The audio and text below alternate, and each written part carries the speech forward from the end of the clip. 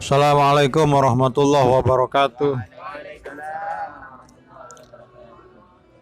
Bismillah walhamdulillah salatu wassalamu ala rasulillah Sayyidina Muhammad bin Abdullah wa ala alihi wa sahbihi wa wala wa la hawla wa la quwata illa billah. Amma ba'du. Alhamdulillah, malam ini kita sudah sampai dalam perjalanan kita ziarah para aulia Madura. Kita sampai di makom Sahibil Hadrah wal Maqam Al-Arif Billah Al-Qutub Sayyidi Syekh Al-Allamah Al-Arif Billah Muhammad Khalil bin Abdul Latif Al-Bangkalani. Mudah-mudahan kita semua mendapat berkah daripada beliau, senantiasa diberi kesehatan, keluasan rezeki, dan diberi hati yang bersih, cinta kepada ilmu dan ulama, cinta terhadap ibadah dan kebaikan. Itulah tujuan kita untuk selalu mendekatkan diri kepada Allah dan melalui tawassul kepada para kekasih-kekasih Allah. Kita semua tahu bahwa beliau Syekhuna Khalil termasuk adalah Syekhul Masyayikh, guru daripada guru. Hampir semua ulama Jawa khususnya dan ulama di Indonesia pada umumnya itu hampir saja semua daripada beliau-beliau menjadi ulama besar itu pernah berguru kepada Syekhuna Khalil Al-Bangkalani.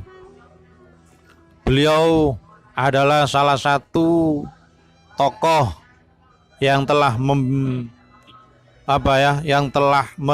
mendorong Hadratus Syekh Hasyim Asy'ari untuk mendirikan satu wadah bagi ahli sunnah wal jamaah, yaitu Nahdlatul Ulama. Syekhuna Khalil merupakan kiblat daripada ulama-ulama Jawa khususnya dan Indonesia pada umumnya. Syekh Ahmad Qusairi atau Syekh Siddiq kalau tidak salah itu Pasuruan ya, mertuanya Kiai Hamid, Mbah Kiai Hamid itu pernah ngendikan bahwa Syekhuna Khalil itu kal Jailani fil karomah, kan Nawawi fil fikhi, kasibawaihin fin nahwi. Syekhuna Khalil itu bagaikan Syekh Abdul Qadir Al-Jailani di dalam karomahnya, bagaikan Imam Nawawi dalam penguasaan fikihnya, bagaikan Imam Sibaweh dalam penguasaan ilmu nahwunya. Itu satu gambaran daripada orang yang mulia Al-Arif Billah Kiai Siddiq yang telah menjadi saksi atas kealiman, kekaromahan beliau Syekhuna Khalil Al-Bangkalani. Tidak lain beliau mendapatkan derajat dan pangkat yang setinggi itu bukan karena gratisan dan karena leha-lehan. Beliau sejak dini, mulai umur belasan tahun, beliau sudah mondok kemana-mana. Ya, yang saya dengar cerita daripada para dzurriyyah Cangaan, juga yang saya dengar langsung dari Kiai Fudholi, dzurriyyah Pucuk Qadhi Pamekasan, bahwa perjalanan pertama Syekhuna Khalil itu diajak Pucuk Qadhi pertama mondok di Cangaan Bangil. Memang kami memberi usulan, memberi pandangan ketika keluarga Bangkalan menulis sejarah Syekhuna Khalil ketika mondok di Bangil itu berguru kepada Ki Asyik. Maaf bukan ini masukan. Karena apa? Kalau secara tahun Kiai Asyik itu lebih sepuh Syekhona Khalil. Dan Syekhona Khalil waktu itu masih, kalau dalam pernah yang saya baca dari satu tulisan, katanya itu tulisannya Syekh Yasin Al-Fadani, itu beliau belajar di Cangaan itu tentang ilmu tauhid Kifayatul Awam. Ya, yang terkenal memang berguru kepada Mbah Sayyidin Syekhona Khalil itu, sedangkan Ki Asyik itu yang menurut catatan yang ada di dalam keluarga Kiai Zainal Rembang itu cucu daripada Mbah Sayyidin. Memang ya maaf, saya bukan gurui duduk metuek ya, tapi ini usulan ya, bahwa memang Kiai Asyik punya santri namanya Kiai Khalil, tapi Kiai Khalil Brongkal Malang, sama Khalilnya namanya, tapi lain orangnya ya. Dan juga saya mengatakan bahwa Pondok Cangaan itu sudah tua, zamannya Sunan Bonang. Mungkin Sunan Bonang lahir 1446, wafatnya sekitar ya 1550 atau apa. Padahal Islam, ramenya Islam di Pasuruan itu ketika Jaka Tingkir, dan kerajaan Demak pertama kali yang berusaha merebut Pasuruan itu Sunan Trenggono. Sunan Trenggono cucu Raden Fatah, putra Raden Fatah. Karena apa? Pasuruan itu waktu itu merupakan tapal batas dengan kerajaan Belambangan yang mana Hindunya sangat kuat. Jadi ya mungkin di Cangaan itu dulu sudah ada orang pendiri pondok atau apa. Ya. Dan juga ada yang memang wong Mbah Sayyidin itu istrinya namanya Nyai Asmirah, putra Mbah Amiruddin. Mbah Amiruddin itu satu zaman ya dengan Niti Adiningrat Pasuruan. Malah ada yang mengatakan putra Niti Adiningrat I yang memimpin Pasuruan 1751 sampai 1799. Jadi jauh dengan Sunan Bonang. Itu menurut hitungan tahun, dan saya punya data-data tentang bupati-bupati Pasuruan. Mbah Amiruddin itu memang ya kiai ya priayi. Ya, jadi apa yang menjadi turunannya Mbah Amiruddin itu bukan turunannya, pasti turunannya Mbah Sayyidin. Tapi kalau turunannya Mbah Sayyidin itu pasti Mbah Amiruddin, karena Mbah Sayyidin itu menantu daripada Mbah Amiruddin. Syekhona Khalil mondok di sana waktu kecil, lalu beliau itu mondok ke mana? Itu bukan itu loh, Kebon Candi, katanya kepada Ki Abdullah Syuhada.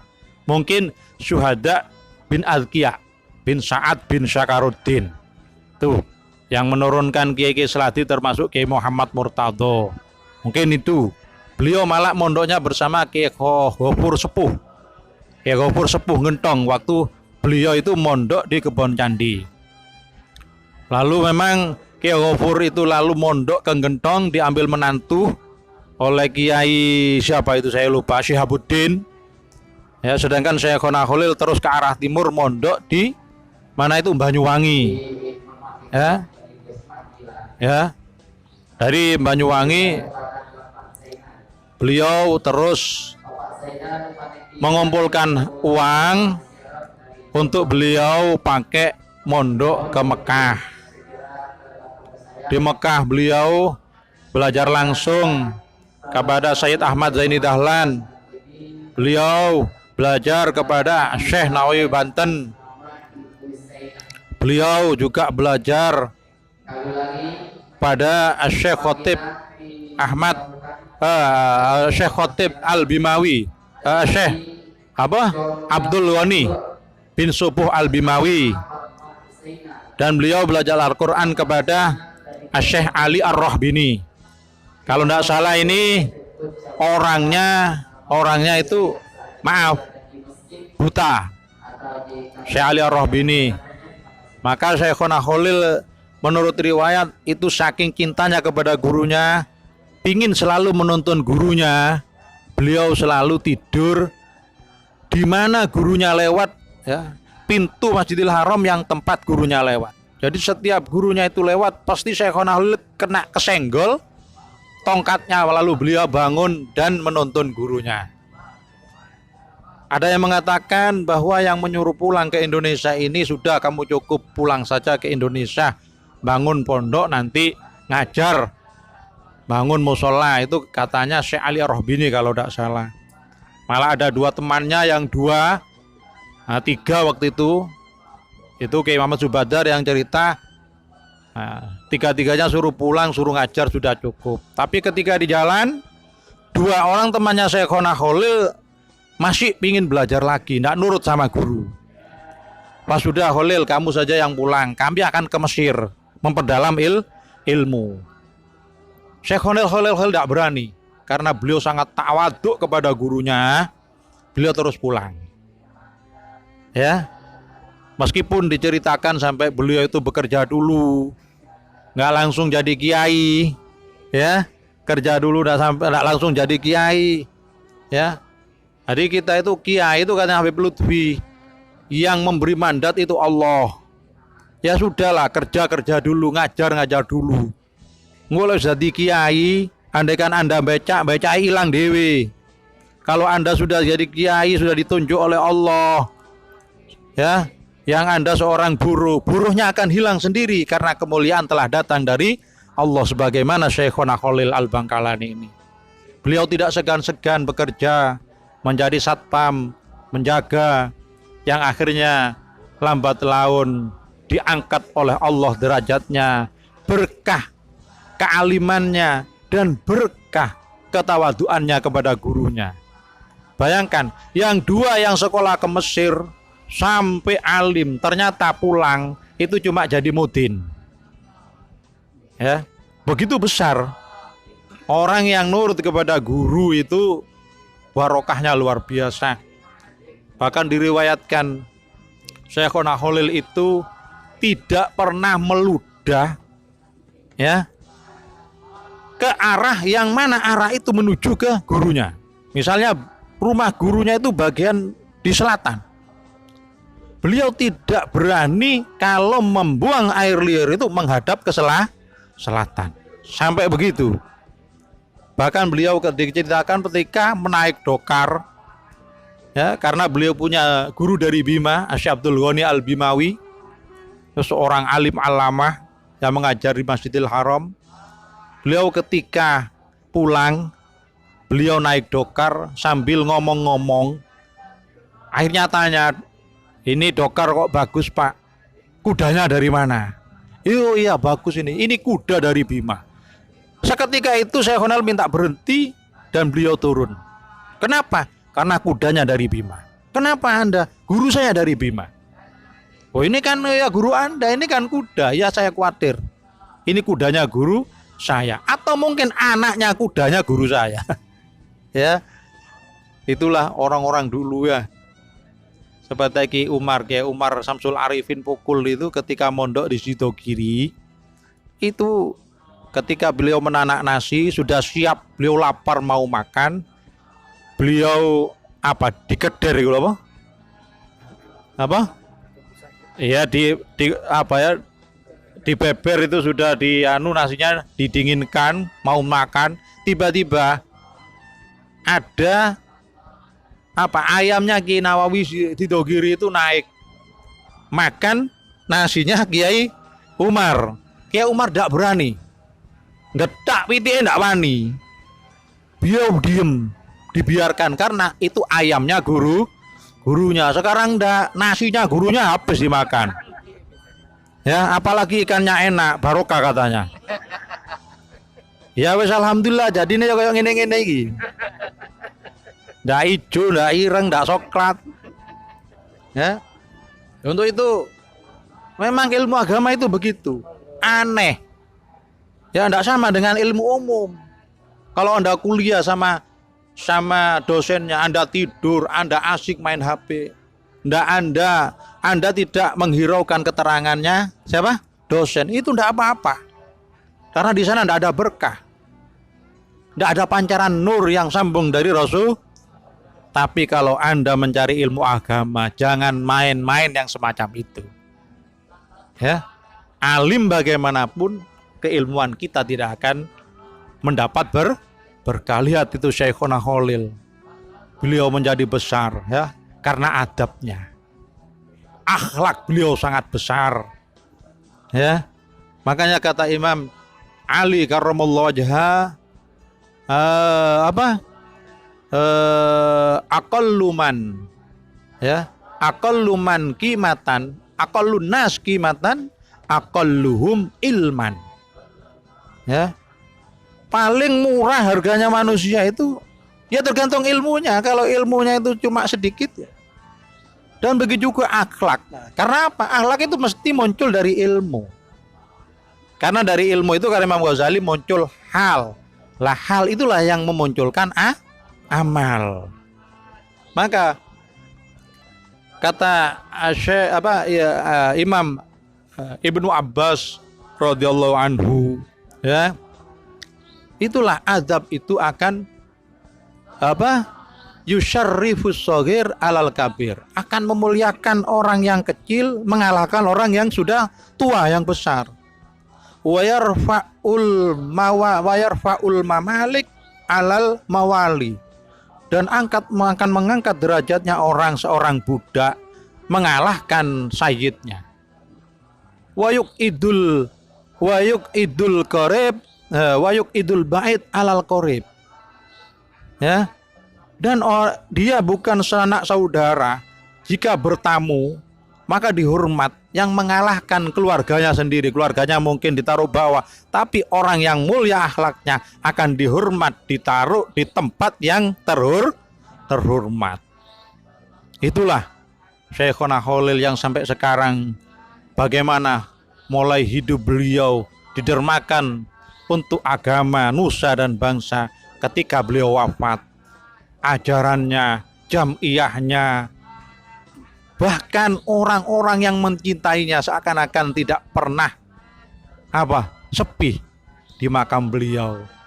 Itulah ya, mudah-mudahan kita bisa mencontoh semangat beliau, atau minimal kalau kita ya sudah kayak begini ini, mudah-mudahan anak-anak kita itu ya, anak-anak kita ya ketularan Syekhona Khalil. Abah beliau itu orang biasa yang kerjaannya mencari ikan, dan beliau selalu menyisihkan hasil dari ikannya itu untuk diberikan kepada orang alim. Ya. Maka itulah yang tadi saya baca waktu di mana itu? Di mana? Di makamnya Syekh Habib Samsuddin, orang alim itu istimewa. Ya. Tadi kan saya membaca satu hadis ya yang ditulis Syekh Nawawi Banten di kitabnya Tangkihul Kohul, nukil dari Riyadhus Shalihin karangannya Imam Nawawi.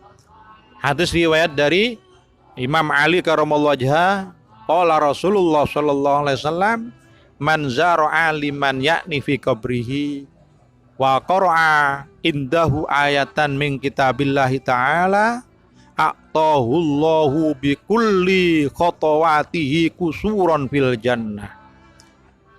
Barang siapa ziarah ke makam orang alim, apalagi seperti Syekhona Khalil ini ya, maka dan dia membacakan satu ayat saja, kita membaca beberapa ayat tadi ya, Yasin, surat Al-Ikhlas dan macam-macam ya yang mudah diterima. Nah itulah orang yang pergi ini, maka setiap langkahnya itu nanti oleh Allah akan diganti dengan berupa bangunan, berupa istana di surga. Bahkan tidak lebih dari itu, wa kana bi kulli harfin ya qara'ahu ala qabrihi ya, itu qasrun ya min dahabin. Dan Allah nanti akan membalas setiap huruf yang kita baca di dekat pusara para orang alim, para aulia. Itu nanti juga Allah akan memberi hadiah sebagai ganti berupa apa? Itu apa? Istana daripada emas. Kok murah betul Allah, kok diberikan. Loh, Allah itu enggak butuh apa-apa. Langit dan bumi dikasih orang, Allah enggak butuh. Lain dengan kita. Ya. Jadi enggak usah asing kalau Allah membeli seseorang hambanya itu yang luar biasa, enggak usah merasa asing karena Allah enggak butuh apa? Apa Allah? Semua milik Allah. Semua milik Allah, ya. Untuk itu kita jangan putus asa. Kita terus berdoa kepada Allah. Ya, minimal kita mendapat ilmu yang manfaat meskipun sedikit ya. Dan nantinya anak-anak kita dijadikan min ahlil ilmi wa ahlil khair, solihin solihat, dan tentunya harapan kita nantinya mati dalam keadaan husnul khotimah. Demikian, wassalamualaikum warahmatullahi wabarakatuh.